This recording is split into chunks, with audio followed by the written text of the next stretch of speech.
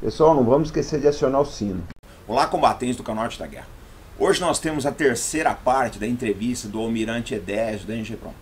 Eu sugiro que vocês vejam essa entrevista e as outras partes com muita atenção. Por quê? Eu vejo muito boato aí, a Marinha vai fazer isso, vai fazer aquilo.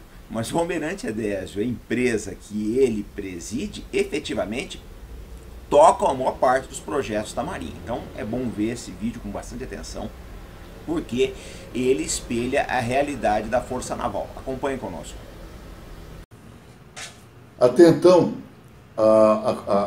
essa comissão ficava mais restrita no âmbito da Marinha. A Marinha já é a secretária executiva, tem a secretaria executiva dessa comissão. E dentro dessa visão, dessa dimensão política, de relacionamento institucional e de articulação, é fundamental que o poder político leve para frente essa visão da economia do mar. E a Marinha sugeriu que a Casa Civil passasse a ser a coordenadora dessa comissão, tendo a Marinha como secretaria executiva. Tá? Então isso foi bem recebido pela Casa Civil e essas estruturas estão sendo formadas. Isso é importante porque gera bastante sinergia, né? E entrelaça bastante, porque a Casa Civil ela tem um papel muito importante na governabilidade, né? E ele é um interlocutor político. Exatamente. Em paralelo a tudo isso, a Marinha, no outro poder, no Legislativo, também promoveu a formação de frentes parlamentares mistas. 2 frentes parlamentares mistas, ligadas à economia do mar, ao poder marítimo, já foram efetivadas. A Frente Parlamentar da Indústria Marítima, que é contemplada com 207 deputados e 15 senadores, e nós poderíamos dizer que o grande foco dela é criar uma política marítima para o Brasil, e a Frente Parlamentar Mista da Marinha Mercante, também de igual dimensão, que busca também políticas e incentivos e condições de desenvolvimento da nossa Marinha Mercante, que é fundamental para o poder marítimo. Perfeito. E uma terceira frente será criada, essa, mas com a conotação também do poder naval, que é a Frente Parlamentar Mista da Amazônia Azul, no sentido da proteção das nossas riquezas. Essa é uma atuação direta do próprio comandante da Marinha, o Almirante Ilques. Bom, e dentro desse contexto todo, desse cluster, a camada mais externa desse cluster é o físico, onde os clusters efetivamente vão se formar, onde as cadeias de negócios vão ser estruturadas regionalmente, e regionalmente o cluster não tem uma fronteira. Ele pode ser desde uma micro-região, atividades econômicas numa micro-região, como a Baía de Guanabara, ou até um estado, o país inteiro, ou vários países, na visão de integração das cadeias globais de negócios, cadeias globais de valor. Bom, nos estudos que nós fizemos aqui na empresa, nós identificamos 5 áreas orientadas, 5 regiões brasileiras orientadas para a formação de clusters. Nós já temos um cluster estabelecido no Rio Grande do Sul, né, com regulação, com participação de várias empresas. Nós teremos, em função do investimento da Marinha, das fragatas da classe Tamandaré em Santa Catarina, o empresariado e o mundo político já se integrou para que um cluster seja desenvolvido em função do negócio foco, que é a construção dos navios de guerra de superfície da Marinha lá. O Rio de Janeiro, como eu comentei, eu vou detalhar um pouco mais, Bahia e Pernambuco. No Rio de Janeiro, nada impede que os clusters, as atividades integradas dessas regiões, troquem calor, troquem insumos, troquem experiências, troquem fatores de produção. E com isso a economia do país será muito mais alavancada. Esse é o grande propósito, naquela visão de complementaridade entre setores e entre áreas. No Rio de Janeiro, o cluster tecnológico naval do Rio de Janeiro, ele é composto por 2 polos. O polo da Baía de Septiba, e ele é nucleado num grande investimento que é o Programa de Obtenção de Submarinos. Né? Há toda uma cadeia produtiva e de negócios muito grande, dando suporte a esse investimento dos submarinos brasileiros. Como nós sabemos, inicialmente 4 submarinos de propulsão convencional e um submarino de propulsão nuclear, com toda a tecnologia nuclear que o Brasil detém e que será aplicada lá. E o segundo polo desse cluster, que nós denominamos de Polo da Baía de Guanabara. E é muito fácil só olhar pela janela aqui que nós podemos ver o potencial da Baía de Guanabara para atividades ligadas à economia do mar. Estaleiros, a indústria de beneficiamento do pescado, transporte marítimo, a defesa, né, turismo, então, o offshore, né, então há um potencial enorme. E o cluster tecnológico naval do Rio de Janeiro integrará esses dois polos. Tecnologia, não preciso, é necessário ressaltar que a Marinha tem um dos seus maiores centros de tecnologia no Rio de Janeiro, com 3 institutos. O Instituto de Pesquisas da Marinha, o Instituto de Estudos do Mar Almirante Paulo Moreira, em Arraial do Cabo, e o Centro de Análise do Sistema Navade. E em termos de tecnologia, o nosso Centro Tecnológico da Marinha em São Paulo também se agregou a esse cluster tecnológico do Rio de Janeiro, principalmente por causa do programa do nosso submarino de propulsão nuclear. Exatamente. E principalmente porque a Amazul, que é outra empresa estatal ligada à Marinha, também é uma das fundadoras dessa iniciativa do cluster no Rio de Janeiro. E trabalhará sinergicamente com a Engepro, sendo que a Engepro é uma empresa independente e ela é uma empresa dependente. Então, uma complementaridade muito grande entre as duas. Bom, mas então precisamos identificar atividades econômicas prioritárias para buscar criar negócios, criar projetos e desenvolver cadeias de negócios, cadeias produtivas. A princípio, nós estamos pensando em 5 áreas da economia do mar. Defesa e autoridade marítima, né? Defesa eu já comentei aqui, e a autoridade marítima, a Marinha, é responsável pela segurança do tráfego aquaviário e legislar sobre todos os aspectos ligados à exploração do mar. Então existe também cadeia de negócio muito grande. E ela também é responsável pelo ensino profissional marítimo, que é outro aspecto fundamental na educação, na capacitação de quem vai operar num cluster como esse que nós estamos imaginando. A segunda área prioritária de negócios é a construção e reparação naval. Nós já temos aqui no Rio de Janeiro estaleiro militar, 2 estaleiros militares, um especializado em submarinos, em Itaguaí, e um em navios de superfície, que é o Arsenal de Marinha do Rio de Janeiro, aqui do lado da sede da empresa. Nós temos bases navais e nós temos um conjunto enorme de estaleiros civis que estão precisando de atividades econômicas. E se nós olharmos o Rio de Janeiro em função dos investimentos, principalmente os que vão sustentar a exploração do offshore, nós teremos na projeção, como o governo do Estado colocou, espera-se para os próximos 10 anos, em função do offshore, né, do pré-sal, investimentos da ordem de 220 bilhões de dólares. A própria Petrobras declarou recentemente, o próprio presidente da Petrobras, que nos próximos 5 anos ela irá investir 53 bilhões de dólares na exploração do pré-sal. E ela ficou com a maior parte dos lotes do pré-sal que foram leiloados recentemente.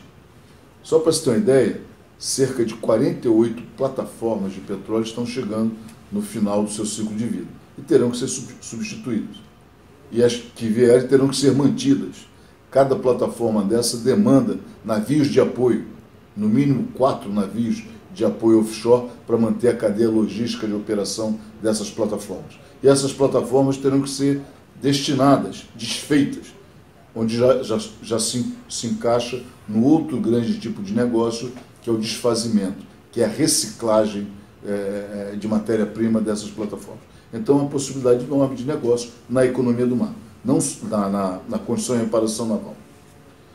A terceira área é o transporte, portos e transportes aquaviários. Nós temos portos importantes aqui no Rio de Janeiro, ainda mais quando nós começamos a pensar no incentivo à cabotagem. A quarta área prioritária é offshore, a exploração do petróleo. E a quinta que é a vocação natural do Rio de Janeiro, turismo costeiro, de esporte e lazer.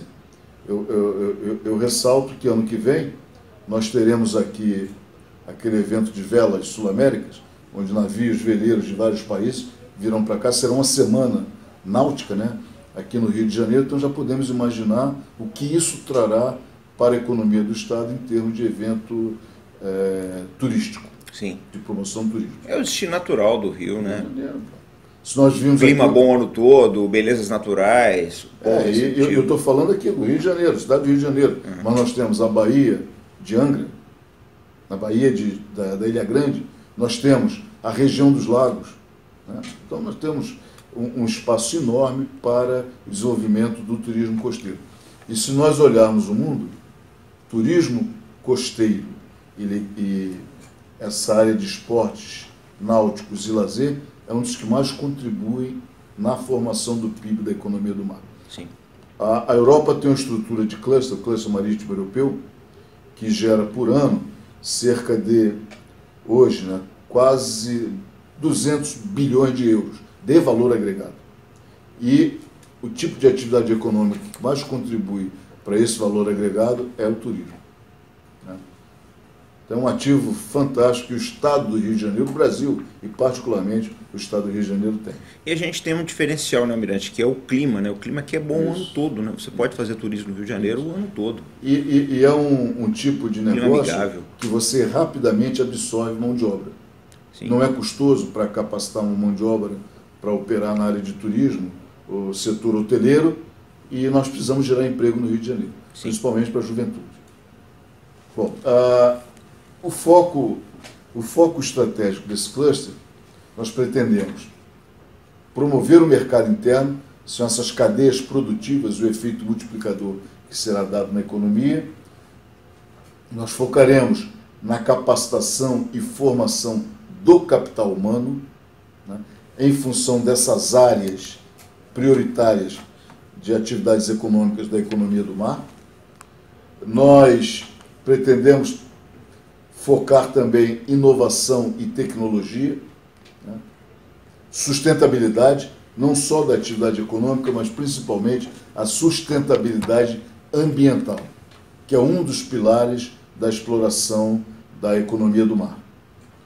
Precisamos levantar a autoestima do Estado do Rio de Janeiro, né? Um dos nossos focos, principais focos, é a valorização da identidade local do Rio de Janeiro, né? Vinculando a um estado de visão marítima, né, de que tira do mar o seu sustento, a sua sobrevivência. Adensamento das cadeias produtivas, nós temos que mapear, identificar essas cadeias produtivas em função dos negócios que elas atuam e mapeá-las, tê-las sob controle e buscar informações sobre elas para estudos, planejamentos e troca de conhecimento com outras regiões. E expansão do mercado externo. Nós precisamos gerar retornos crescentes de escala e criarmos plataformas de exportação com os produtos que são feitos aqui. A própria Engeprom, ela tem isso, a Engeprom trabalha em 3 eixos, né, estratégicos. Os programas estratégicos da Marinha, obtendo os meios navais da Marinha, como é o caso das fragatas da classe Tamandaré, do navio de apoio logístico antártico. O segundo eixo é a economia do mar. Nós temos uma série de unidades de negócios voltadas à economia do mar, como construção e reparação naval, como serviços marítimos, balizamento, dragagem, eficiência energética ligada ao meio marinho, né? Então, logística, né? Nós temos uma série de atividades onde a empresa atua relacionada ao mar. E o terceiro foco é plataforma de exportações. E nós temos um mercado externo. Munição, a Engeprom gerencia a única fábrica de munição de grosso calibre naval e terrestre na América Latina, que domina todos os processos tecnológicos e fabrica os componentes dos processos tecnológicos. Então nós exportamos munição. Nós já exportamos aqui serviços marítimos como o levantamento da plataforma continental de Angola, o levantamento da plataforma continental da Namíbia, apoio à formação da Marinha da Namíbia, venda de meios navais para a Marinha da Namíbia, apoio à formação da Marinha de Cabo Verde, tudo aqui na nossa região de interesse do Atlântico Sul. Então, a Ingeprom é a única empresa no segmento da defesa autorizada pelo Ministério da Defesa a fazer negociações governo a governo nas vendas da nossa base industrial de defesa. O interessante, Almirante, é que isso aí, além de trazer divisas para o Brasil, projeta a nossa imagem lá fora. Né? Isso é estratégico. É o nosso soft power também. Exatamente. É uma coisa que as pessoas precisam começar a se dar conta, a sociedade precisa perceber isso daí, né? Que isso aí projeta a imagem do Brasil lá fora, uma boa imagem. Né? Esse é um dos grandes propósitos. Isso dentro daquela expressão psicossocial do nosso poder nacional e do poder marítimo. Exatamente. O que nós queremos trazer para os assinantes do Canote da Guerra é mostrar exatamente isso. Que, na verdade, o Cluster Naval do Rio de Janeiro, ele não é uma iniciativa só da Marinha. Nós precisamos da cooperação de todos os setores. Ele é uma iniciativa privada. O órgão que foi uma iniciativa de governo, sim, dentro de um grande planejamento de governo, mas ele está sendo, o instrumento dele é um órgão privado. Exatamente. E nós precisamos do envolvimento de todos os setores da sociedade, né? Isso aí não é só no governo federal, não, governos estaduais e administrações municipais. Eu vou mostrar mais à frente exatamente a estrutura de governança que envolve os 3 níveis de governo. Ok. Bom, e nós temos que trabalhar um grande modelo de desenvolvimento, como o famoso modelo triplo hélice, com as empresas, né, com a academia e com o governo. O cluster ele vai se posicionar justamente na interseção desses 3 domínios: empresa, academia e governo, prestando contas e serviços, benefícios à sociedade. A sociedade que é o grande cliente do que vai sair daí, principalmente em função do seu desenvolvimento socioeconômico. Se nós olharmos aqui o Rio de Janeiro, a região onde tem um dos polos do nosso cluster, que é a Baía de Sepetiba, onde tem o centro dos maiores investimentos tecnológicos do Brasil, que é a construção do submarino de propulsão nuclear, o IDH daquela região é semelhante ao IDH de Uganda. Então, é um contraste. Então, sim, a ideia do cluster é justamente de promover o aumento desse IDH e promover a maior integração socioeconômica dessas populações e educacional também dessas populações no modelo de desenvolvimento brasileiro, na sociedade brasileira. Então, o cluster é voltado para a sociedade. Bom, nós seguimos uma iniciativa da Federação das Indústrias do Estado do Rio de Janeiro, que apresentou esse modelo, um plano 2016 a 2025 ao Estado, né, para o desenvolvimento da nossa região. E o modelo do cluster está perfeitamente alinhado a isso que se compreende como objetivos para o desenvolvimento do Estado. Eu vou citar duas. Esse modelo ele abrange 5 áreas com objetivos especificados. As áreas são sistema tributário, o mercado de trabalho, a infraestrutura, gestão e políticas públicas e gestão empresarial. Os objetivos do cluster estão alinhados com os objetivos desses 2 últimos, principalmente, né? Está alinhado com todos, mas principalmente esses 2. Gestão e políticas públicas e gestão empresarial. Da seguinte forma: ampliar a participação da iniciativa privada nos diversos setores da economia. É aquele nosso modelo de desenvolvimento. Não é o Estado empresário. O capital privado é que tem que se organizar e buscar soluções para o desenvolvimento. Compete ao Estado criar políticas, criar incentivos e demandas e condições de infraestrutura para que o capital privado possa aplicar os fatores de produção na sua atividade econômica da melhor maneira possível. O outro objetivo é fortalecer o comércio exterior. Aquela visão de retorno crescente de escala, né? Temos que exportar. Temos que buscar mercado para os nossos produtos. E mercados com valor agregado, produtos com valor agregado, principalmente.